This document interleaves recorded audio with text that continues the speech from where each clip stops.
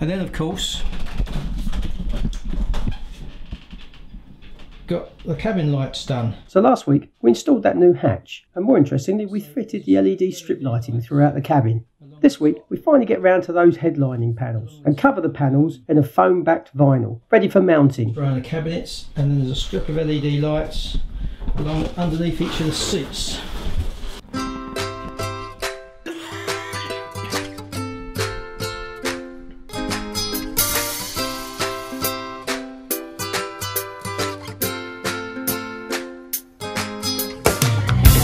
So, this week I'm back in my scruffy clothes again, and we're going to do some more boat work. The headlining material arrived.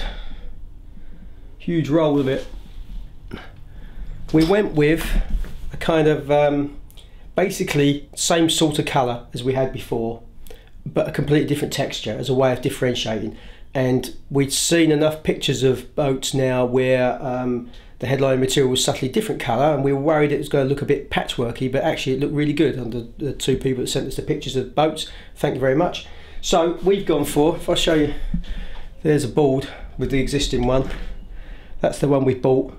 Again, it's that kind of slightly creamy off-white, but this has got a heavy texture. Our new one's got a kind of a finer leathery texture on it.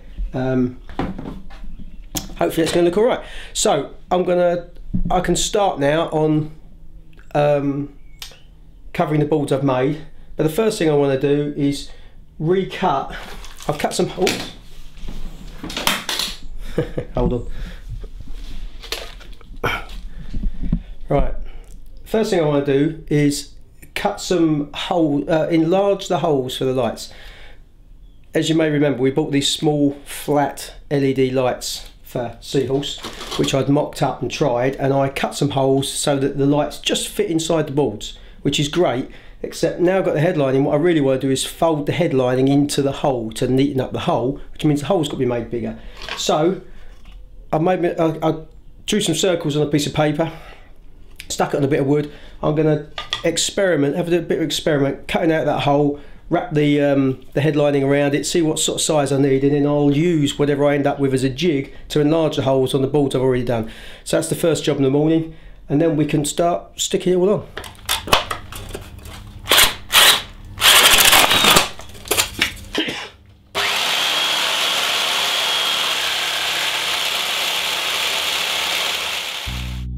Okay, so that's quite enough of that. It doesn't really get any more exciting. Let's come back inside and stick the boards to the vinyl. Firstly, a couple of things to note. I'd painted our boards in some of that multi-purpose primer undercoat stuff. I figured it'd help seal them and might help them last a bit longer if there's any condensation or dampness that does get out there. Secondly, I've rounded off all the corners. Not a lot if it was a sharp corner, but just enough to take the sharpness out of it. You'll see why later when we start folding the vinyl round. But anyway, the process starts by just laying the boards on the upturned vinyl and tracing round them.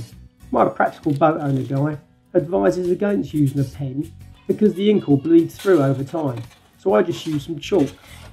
Next, you cut it out, leaving a generous margin around the edges.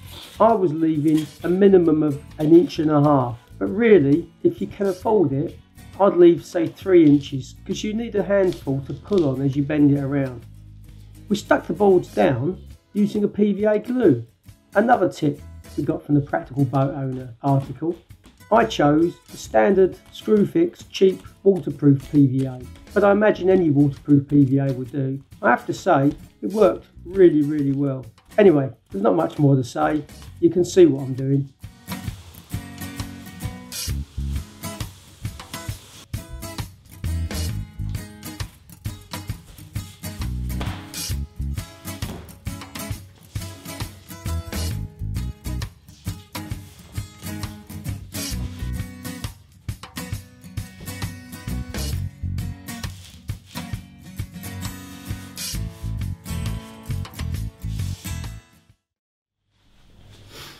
So can you tell what it is yet? It's the next week, and I had to cut it short last week because I had bought the wrong staples. We're using 4mm ply because that's what was in the boat already, and I don't want to make it any heavier than I have to. but finding 4mm staples, especially if you want to get stainless staples, which I couldn't, is really hard. So I bought 6mm because I thought, you know what, it's 4mm already, bit of foam, bit of vinyl, it's foam backed on the other side, so even if it just started to break through a bit, how much would that matter? Well, it doesn't work. I can see now why. Well, let me say, everything I know about doing vinyl headlinings I've got off of a practical boat owner document about doing vinyl headlinings. Google practical boat owner vinyl headlinings and you'll come up with this PDF document that I don't know the guy's name, but excellent, really well written, presented, walks you through everything to do. And he said use 6mm ply. And I imagine if you've got a big old cruising boat, that's fine, but for Seahorse that wasn't going to work. So I did 4mm, but the 6mm staples just not only went in, but came through the other side just enough that you couldn't see it on the vinyl, but you could feel it if you rubbed your finger against it. And I thought, you know what, a few years from now when the staples start going rusty or something, you're getting little rusty spots, it's just going to look awful. So I didn't do it. So I finally found some 4mm staples, bought tack-wise staples, got them from Amazon. They're not heavy duty, they're just normal, sorry, they're not stainless steel, they're just normal staples. So how long they last I don't know, but as long as I keep an eye on it, they're not going to fail just like that, are they? Hopefully there won't be any more moisture in there other than sort of condensation that finds its way around. So if every couple of years or so I just make a quick check, and I can always bang some more staples in, and I'm not skimping on the staples when I put them in, so it should be all right. And at the same time I bought a cheap tack-wise stapler. I've got 3-4 staple guns plus an electric one, but they're all of a size that no one did 4mm staples for, so I ended up buying a 4mm staple and the cheapest gun I could find. It's just a plastic thing from Tack-Wise, but actually as staple guns go, it's pretty good. It's banging them in well enough, it's comfortable enough, it's ergonomic enough. How long it lasts I don't know, but if you're like me, you're doing this as a one-off job, not saying I'd recommend it, but certainly wouldn't talk you out of it. It's doing the job. So I've done a couple of the panels already, but I thought I'd talk you through this one while I carry on. So as you can see, the PVA glue, fantastic. That idea came from this practical boat owner thing. Normally you use contact adhesive or spray adhesive or something like that, which I'm sure probably works okay. But the two or three things that put me off that, one's the smell. The other is that any contact adhesive, you kind of only get one hit, one go at, don't you? You stick it and it's stuck, which is fine, but when you're handling big sheets and big lumps of vinyl, that's not going to be so easy. Plus, if you get air bubbles and stuff stuck inside, you can't lift it up. PVA was brilliant. You just smear it along, plonk it on, doesn't really matter if it's quite the right place, you can move it around a bit if you have to afterwards, and it sticks really well. Solid, but it's still squidgy, it works great. So I'm going to turn this over now and I'll crack on.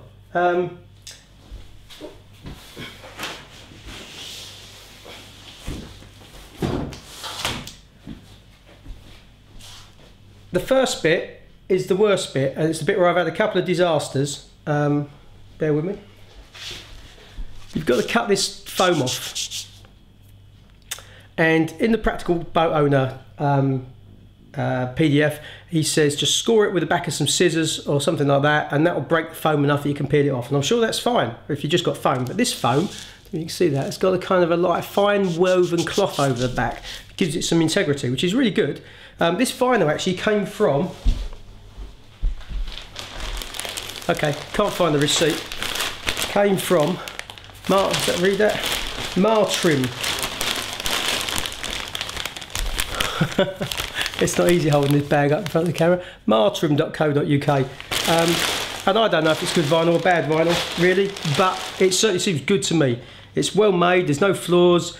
There was an excess of foam, you have to trim bits off the foam off the edges. The foam itself's got this backing too, and it was quite reasonably priced. So again, not necessarily recommending you buy it, but certainly I'm quite happy with what I've got. But anyway, back to the problems. The problem is this foam has got this woven cloth on it, and you've got to take that foam off the edges when you staple it on just to give a nice join. And I started off just because I can't just use the back of scissors because it doesn't break through that cloth, I went through with a knife, and the only knife I've got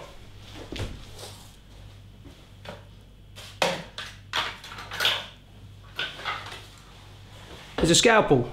So you're laughing at me already, aren't you? Now if you're careful when you go through, and I was using my finger to make sure I didn't go too deep, it cut through fine.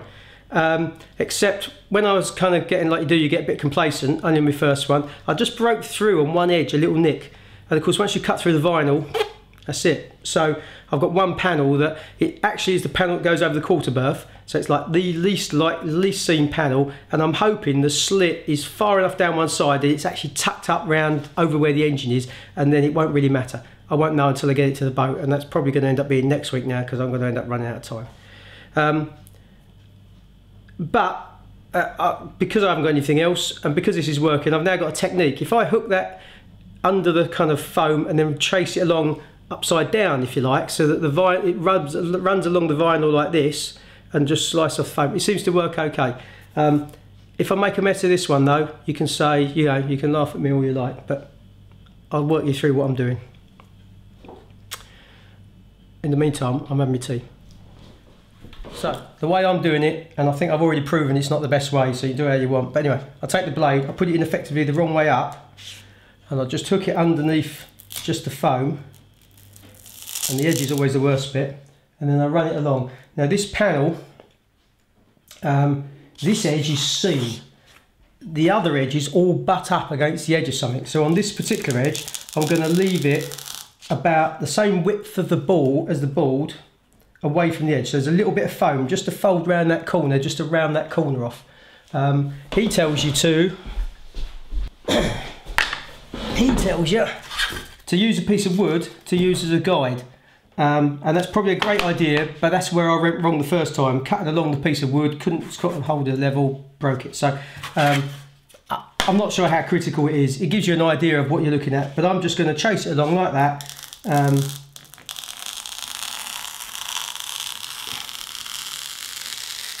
Making a slot in the foam. I'm going to go all the way around, and then I'll show you what to do next.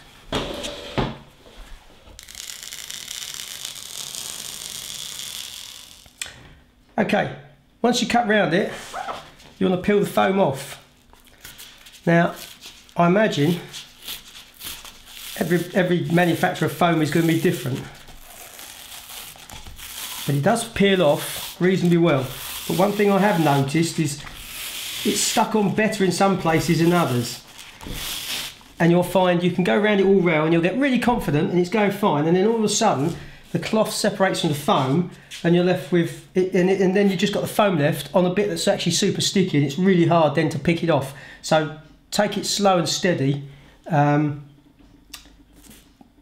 Take it slow and steady just to make sure that never happens, because it's so much easier to be slow and steady and get it all off as cleanly as that than struggle with the bits. So again, I'll peel this off, then we get to the next step.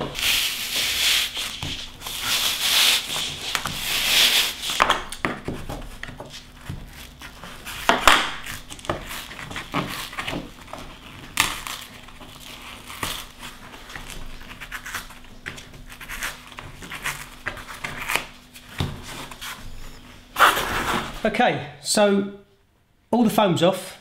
Now what we're going to do is start trimming around all the corners and edges, so to enable them to all fold over, because that's going to pull over there and be stapled on. But what am I going to do with this corner, for example? Well, if you consult said Practical Boat Owner article, he'll tell you in more detail, but basically you want to cut down, because this is a fairly sharp corner, this one, I'll cut down to slightly more, or about the same, but slightly more than the thickness of the wood away from that corner, so that can pull up round. Then these bits want trimming off at like 45 degrees or more, or slightly more, so that will fold round there, that will pull up over, and you get a really neat corner. If it's just an internal corner, you just, as opposed to, you know, what am I trying to say? convex as opposed to concave, or it depends which way you're looking at it, doesn't it really? But you know what I mean. If it's the other, if the corner goes the other way, you can just cut into it. Again, don't go right up to the edge, leave a small amount left, and then you can pull that round. Actually, although that looks like the easier corner to do, it's not as neat, but because this is the side you don't see, actually all looks good in the end. More of a problem is what to do with things like this. And I think what I'll do is I'll just start working my way around, leave that to last, and I'll probably trim that while I'm not filming it, and then I might have decided what I'm going to do when I get to there. But I'm going to start trimming all the corners now, and I'll come back to you again in a second. Oh, one thing while I'm doing this, when I did my very first one, I cut this bit kind of quite narrow, the same size as I thought the corner was, and it didn't look anywhere near as good. This vinyl's quite stretchy, and it's better to have it slightly big and let it stretch around the corner than it is try and make it small just to cover up the bit you think needs covering up.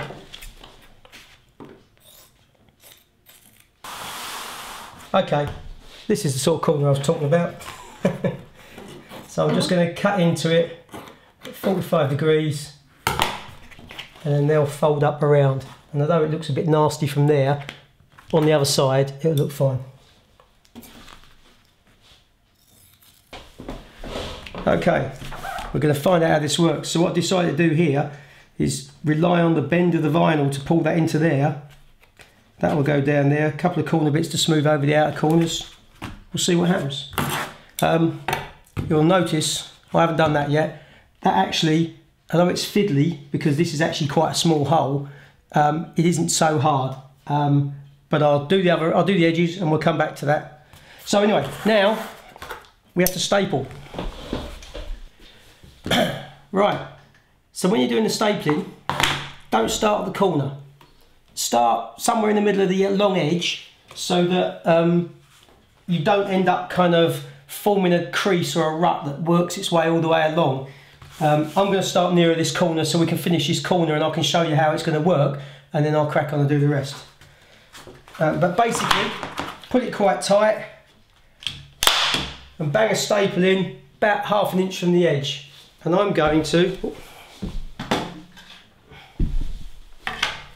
because the better way to staple is to put the staple gun down like that, which obviously isn't that easy to hold the vinyl, I'm using an offcut of wood, which I forgot about for the first staple, just to kind of raise the staple up to make it the same height. Sorry, just to raise the staple gun up and make it the same height.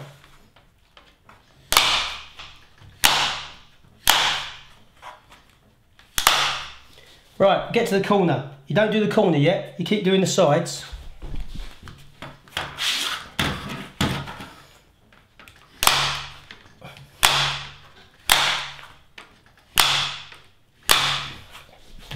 Now we've got the corner. Once you've finished the two sides, you can stretch this bit over.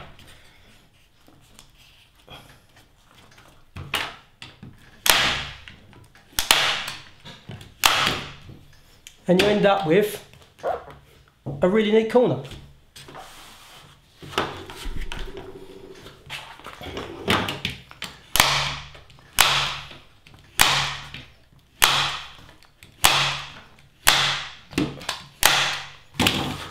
Now we'll find out if this works.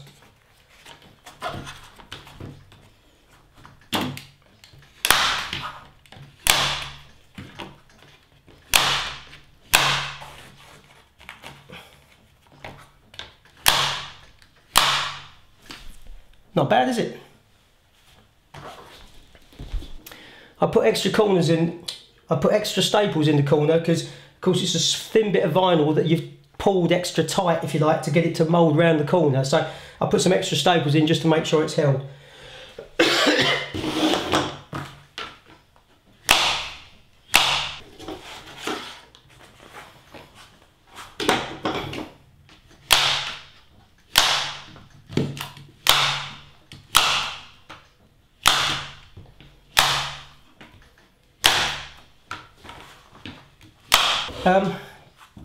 Couple of just observations I'd make when you're doing this.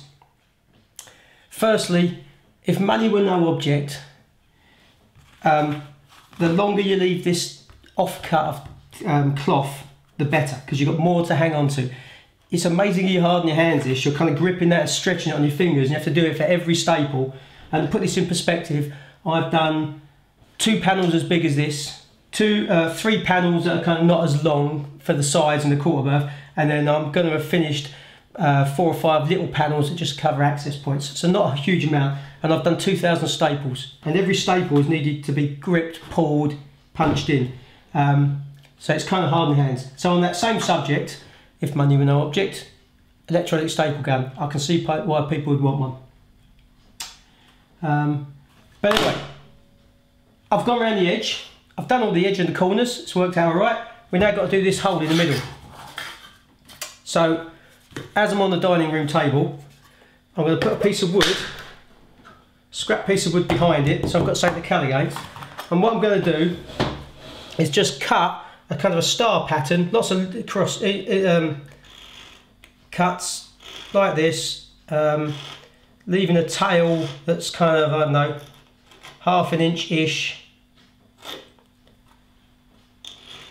to get to the middle.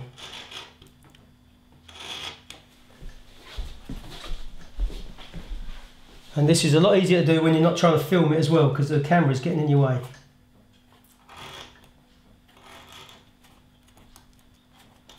Anyway, once you've done that,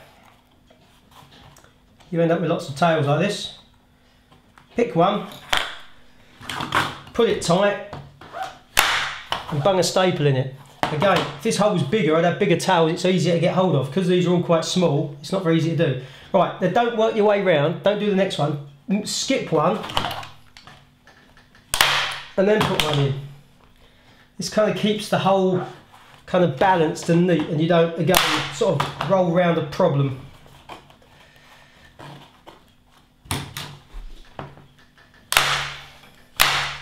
And then once you go in the first lot, do all the ones in between.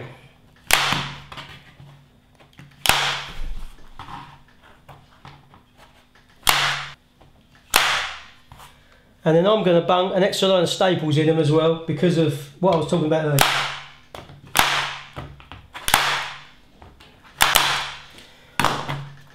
Neat, isn't it? When I flick it over and push the light in, you'll see what I've done. Anyway, I'll do the other holes now, and we'll come back to the next bit. Oh. So the last thing we do before we flip it over is just cut off the excess material. Not sure how much to leave. I want to leave enough that any like slight strain on the staples isn't going to elongate and pull through. Because like none of the edges on the board are straight, they've all got slight curves. It means the vinyl everywhere is kind of slightly ruffled up on the edges. So the more you leave, the more ruffling there is. So it's a bit of a chicken and egg really. You want to keep it as flat as you can, but at the same time obviously you don't want to weaken the staples. So no idea what the right thing is to do, but I'm leaving half, 1/4 inch, well 1/2 inch probably, something like that. Anyway, just trim it all off, then we can turn it over and see what we got.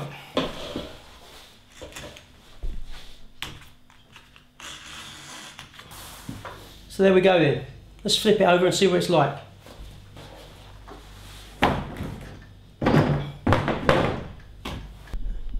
So there we go then. Pretty good, isn't it? There's that difficult corner. How neat's that?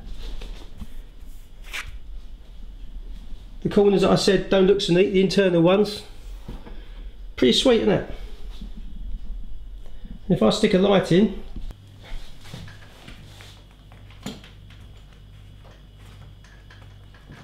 how sweet's that? Good fit.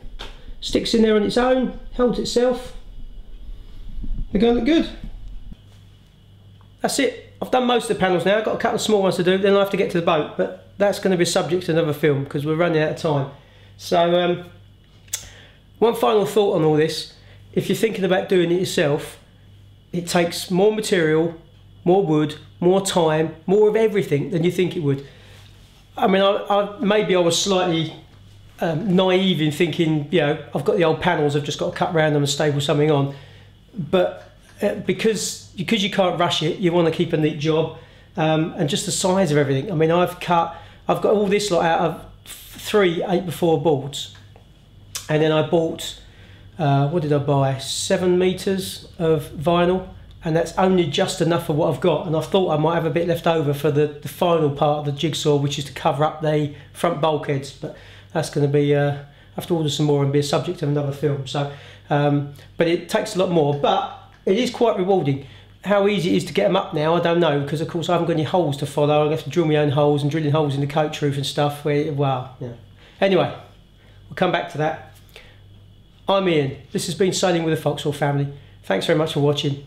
See you next week.